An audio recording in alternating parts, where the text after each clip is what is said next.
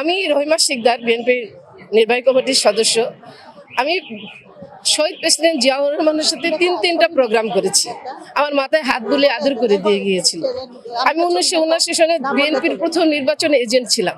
তারপর 1984 সন থেকে আমি ছাত্রদল, জেলা ছাত্রদল, কলেজ সংসদ, তারপরে জেলা মহিলা দলের প্রেসিডেন্ট, জেলা বিএনপির জয়েন্ট কনভেনার, তারপরে আমি বিএনপি জাতীয় নির্বাহী কমিটির সদস্য, কেন্দ্রীয় মহিলা দলের নানান সদস্য সম্পাদক হিসাবে কাজ করেছি। কৃষক দলের মনিটরিং সারা বাংলাদেশের সেখানে কাজ করেছি। সদস্য সংগঠনের কমিটিতে থেকে কাজ করেছি। ঢাকা বিভাগীয় মহিলা দলের কমিটিতে সদস্য হিসেবে থেকে কাজ করছি।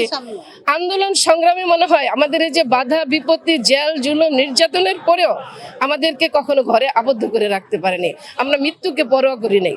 আপনারা আমাদের এই যে 2000 কততে যে 5ই আগস্টের যে প্রোগ্রাম, সেদিন আমি রাজপথে যখন নামলাম তখন আমাদের গত ফ্যাসিস্ট সরকার শেখ হাসিনা বলছিল গুলির নির্দেশ ছিল। তখন আমি যখন মিছিল করে নামলাম তখন আমাকে বললো, আপনি কেন শোনেন নাই আমাদের গুলি করার নির্দেশ আছে? আমি সেদিন বলেছিলাম, আপনার প্রধানমন্ত্রী আপনাকে নির্দেশ দিয়ে গুলি করার, আমার নেত্রী আমাকে রাজপথে থাকতে বলছে, আমি মরে যাব তারপর আমি রাজপথে থাকবো, গুলি চালান। আমি কখনোই এটা আশা করি না যে আমার নেতা আমাদের মূল্যায়ন করবেন। আমি 100% বিশ্বাসী আমার নেতা অবশ্যই তাদের মূল্যায়ন করবেন।